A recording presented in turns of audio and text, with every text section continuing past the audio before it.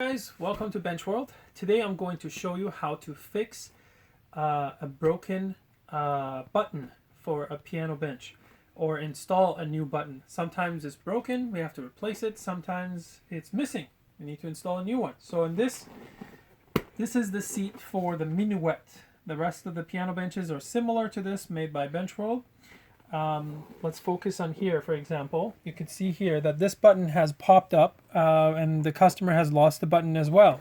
So I have a new button right here made by Bench World. So this is how a button usually looks like when it's inserted onto a piano bench. The cushion, these parts are bent, then stapled, and sometimes this part breaks. That's why it pops out, and then kids play with it, they throw it away, and it's lost. So we do have these as well. We can send it to you. You can replace it easily. Now I'm going to show you how it's done. So first part is to find the hole. So this part right here, there's the hole right here. We're going to insert the button right through here and we're going to staple it. So now on the back side, what we need to do is we need to cut it open like a surgery to be able to find that, to be able to staple it here. You could potentially bring it out and staple it right here as well. I can feel it right here that there is a hole, but I'm going to cut it open so that you guys can see what's going on. So I'm going to do an insertion right here. All right, this is like an open heart surgery. So there we go. We have our hole, and as you can see here, the old button has broken right here. And what happens now, why does this happen? So when somebody sits on the bench, if they sit down, jump on it, this button could be pushed in. And if it's pushed in hard, or if you play with it, then what happens is that pressure will cause this to break right here. So let's install this new button right here. Sometimes it's hard to push it through. So what I do is with a piece of tape, a small piece of tape, I just tape these two together so that I don't lose them. Okay, and then you can cut that so that it's quite small. There we go. Now what we do is through here, we have to find the hole. There's the hole right here. Okay. And then you have to find the inside hole. There, I found it. Now you have to play around until you find the hole. There we go. On the other side, I have managed to put it through. Make sure you put the tape, because if you don't do that, then this could go sideways, or you're not be able to make it happen. Now, once you've done that, then you need to be creative. Now in this scenario, the design is out of place and has been ruined, so we're gonna have to redo it. So with your hands, you could just pull that in. There we go. So that part needs to be, you can kind of see how this is done, And I'm gonna do it like this here. So you tuck it in, tuck the vinyl in, and then this part right here, I tuck it in again. Pull it, tuck it in. There we go. So I've got this part here, and that part a little bit more on the right side. So now I push it in like that. I'm going to push this side in. And as you can see, it looks like the center would be here. So I'm going to push this over a little bit.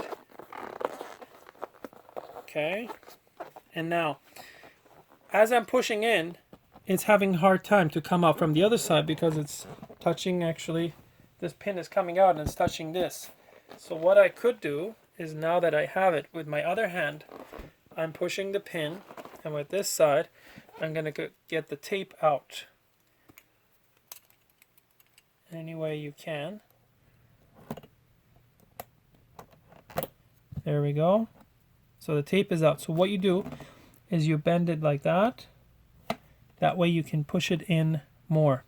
So one way is to have it pre-stapled right there, or you can turn it, which in this case, it might be a little bit better. So let's turn it just a little bit. There we go. So now it's turned. So now we're going to have it like that. Okay. So we can put a fresh staple right here. Okay. And I can push it in more while I fix the front part. All right. So you can see now it's pushed in more. Now I can push it in easily. Okay. There we go. We've got the vinyl in.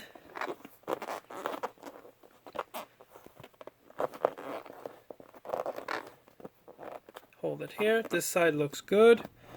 This side is looking better. And this one. Okay, now it looks good. So now don't lose it. Hold it. I've made this. You could either do it with two people, where one person is pushing the button and the other side, the other person is doing it, but that's hard. Or find something like this. I've made this. So this is just a wooden caster cup, and I put a screw and I wrapped it around with tape. I put a felt on top so it doesn't damage the bench. And what I'm going to do is I'm going to place it on top. This is the best method. You see right here? So I've got my finger still on there, and I make sure my finger is touching the felt. Right? Now, I don't want to lose my combination of the way I have. So what I'll do is this. I'm going to pull this with this hand, and I'm going to gently release it on the bottom part. Take a look at the bottom. Now that one is in, and I'm going to feel it. As I push it in, this part is coming out. So I know I am on top. And what I'll do is I'll push it down so I don't lose that again. There we go. I've got this. I've got this. And you want to have it as far in as possible. Or if you're looking from the top view, as far out. Okay? Now, I've got my hand right here. I'm pushing it down so I don't lose it. Ideally, you need to have something like this. This is an air gun. With this air gun, you can easily put a staple like that. You see? There you go. Okay, now sometimes that doesn't go in all the way, and I use a hammer a little bit on the side. Depending on the pressure, you can change the pressure of the air gun. But make sure you don't hit it on here, because then you could break this again. Now, but I understand that not all of you have an air gun with a compressor, and that's expensive. But you can get this from Home Depot. It's like $30, and it's a furniture stapler. You can get the round staples, which I have right now, which is not good for this job, because I didn't have any flat staples for this one. But it's best to get the flat head staplers. The flathead staplers are ideal for this job. However, take a look. With this stapler, heavy duty one, this is a furniture stapler. First you could put one here, but I like to go right in there, close. There you go. You got one, you got another one. But the problem with this is it doesn't go in as much, so you definitely need a hammer. And the flat ones, they work better, of course. So that's how you do it. Now this one, I'm going to use this as it's more quick. Perfect. Now I can let it go.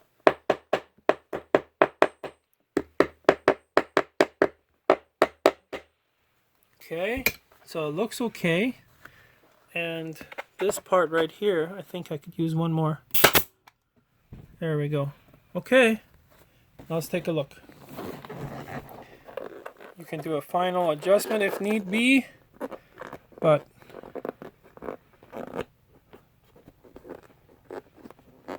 looks okay to me. Problem solved. Yeah, and you can push it to see if it goes in. If it goes in, that means you didn't do a good job. But this one here doesn't go in, so it's maximum. Now, you're wondering why this would happen when a button would break. See, this one here, after using it for a few months, maybe a year or 2 years, what happens is the foam is recessed a little bit or pressed down because you sit on the front. Like this person has been sitting on this part mostly. You can see that this part, there's more foam than this part. And this is normal with couches, with benches, everything. So after a couple of years, this could happen. And or if somebody plays around with a button, keep pushing it in. Kids sometimes do that if they're nervous. And if they see what happens with this one, and I push it in. As I'm pushing it in, this part right here gets pushed in more and more and more, and it could break. So sometimes you could open the whole thing and re-inspect it, and just make sure you put one near the end right here, so that it doesn't allow the button to come out more right on the very edge. And now when you're done, you can put this back together if you like, and then this is on the bottom, so